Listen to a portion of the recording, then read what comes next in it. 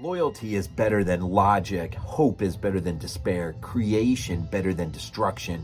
I just wanted to tell you that, you seekers of perfection. So goes John Koenig in front of his collective jury, I guess, who does in fact hold the very fate of Moonbase Alpha in their very collective hands. Hey guys, Rob from Georgia here with you, aka VHS82 apostrophe, with what is episode 35 of my ongoing year 2 look at Space 1999. The AB Chrysalis. I was pretty impressed. Directed by Val Guest and first aired November 18th, 1976. Guest stars.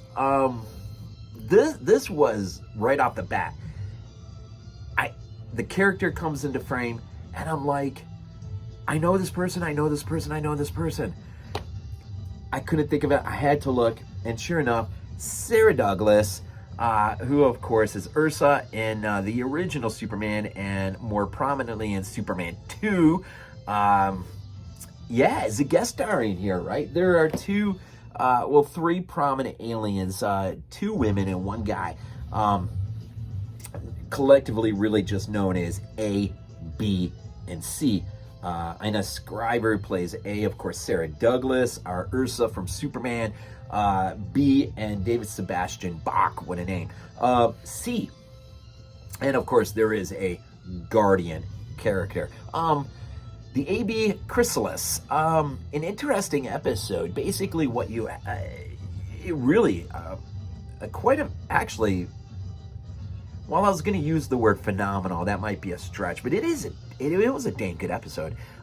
We open up to basically all havoc is being unleashed upon Moonbase Alpha.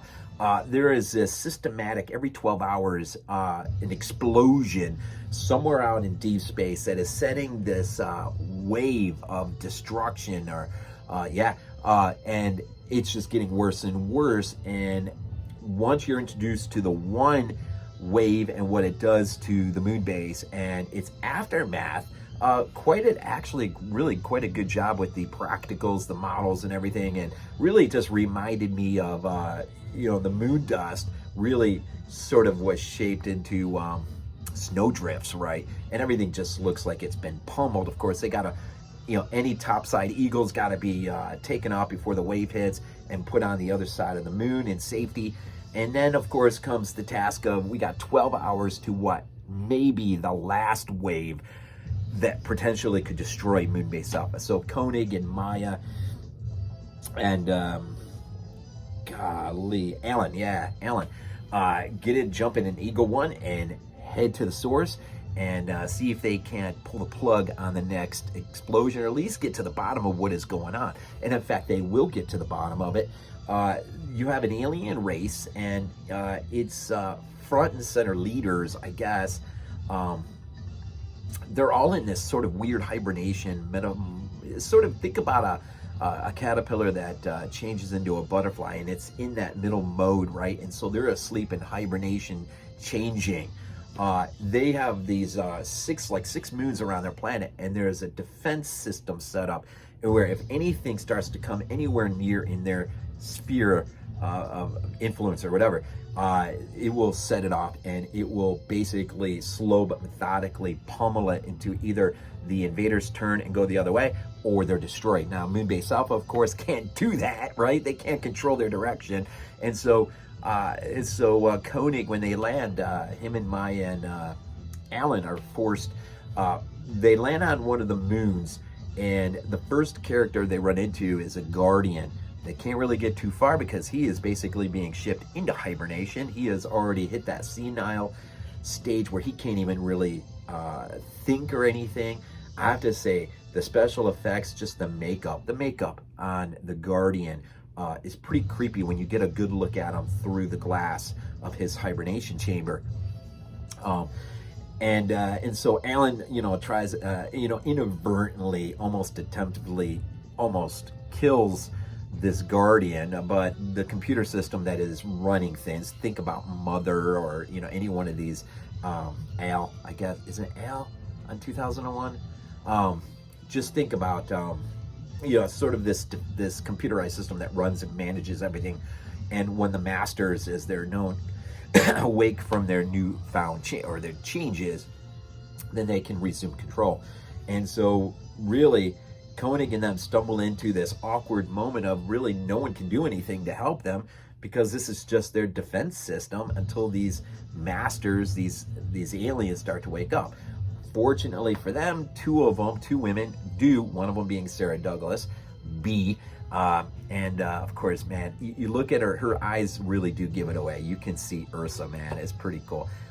And so the one, A, has it for John, man. She's just like all like, okay, I'll do anything you want.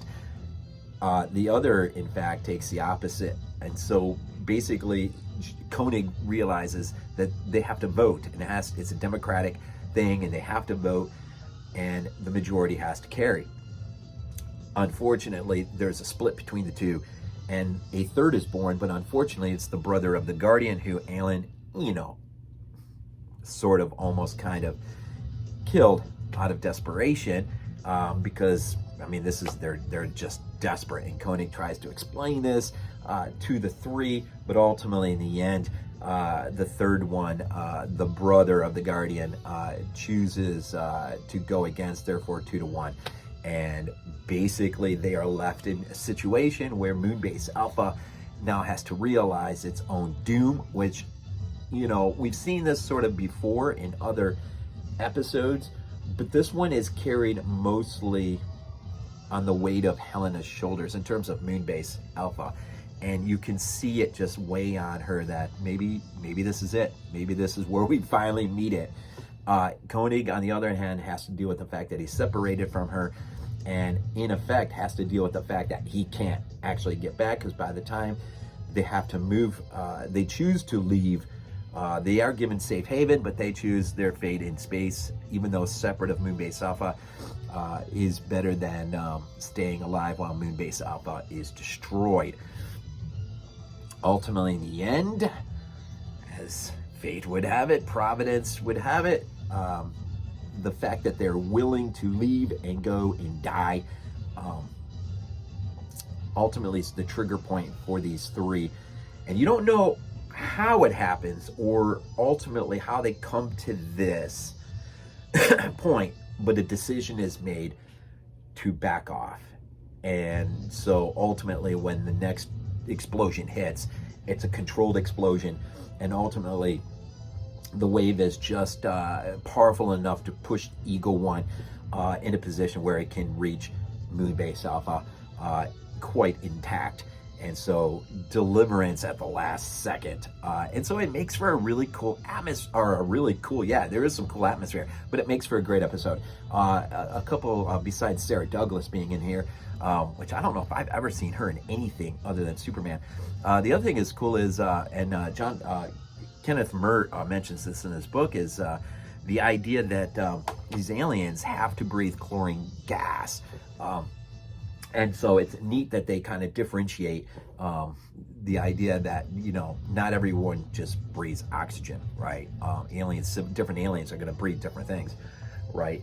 The one thing that does really get under my skin through so many episodes, even in probably year one, is this idea that no matter what alien civilization you're confronted with, you can usually find human numerics. So like, I mean, you know, on Moonbase Alpha, it's 1, 2, 3, 4, 5, whatever. You're on an alien civilization. How is it that they also have 1, 2, 3, 4? Is it just that mathematics overlays all civilizations? I don't know. It's just weird. It's weird when you see that. But it is pretty cool. The chlorine gas effect was pretty cool. The makeup on the Guardian, as we get to see him through the cracked chamber, is pretty cool as well. And I'm just trying to the practicals on the aftermath of the wave on Moonbase Alpha is also really pretty cool to look at. So it does give some interesting things. The one thing is, where's Tony? Tony's like completely and totally absent in this episode. I have no idea why he's not there. Ursa, again, Sarah Douglas. I didn't realize she was the evil queen in Conan the Destroyer. And, yeah, what else? Seems like I thought there was something else she was in. She's been in a few things here and there. Yeah, so anyways, I thought it was a great episode. The AB Chrysalis. Have you seen it? Would you think of this one? Definitely one of the better standouts to year 2, I think. And there's a couple. Now I did it's not really cheating or anything, but I did jump out ahead and I did watch Catacombs, which will be the next review, Catacombs of the Moon. Kenneth Muir calls that the absolute worst episode of Space 1999. I don't know if I completely agree, but I do see where he's coming from. I'm not going to get into that now, but that's my next review. But I will say this, and I'll keep it a secret unless you look ahead. There is one huge standout surprise in that episode that just put a huge smile on my face. But I'll save that for the next review. That was pretty cool. That was pretty cool to see. But I could see where he comes from. So I'm going to have to think about it and see what kind of positives I can pull from that episode. But here we are. We're rolling on into 36 soon. And we'll get out of disc 3 on into disc 4. And before you know it, this thing's going to be wrapped up and done. So it is what it is, man. Space 1999, year 2, episode 35, the AB Chrysalis. Guest star Sarah Douglas, Ursa from Superman Part 2. Some good stuff. Some good stuff here. As always, we end these things off with Go Bills.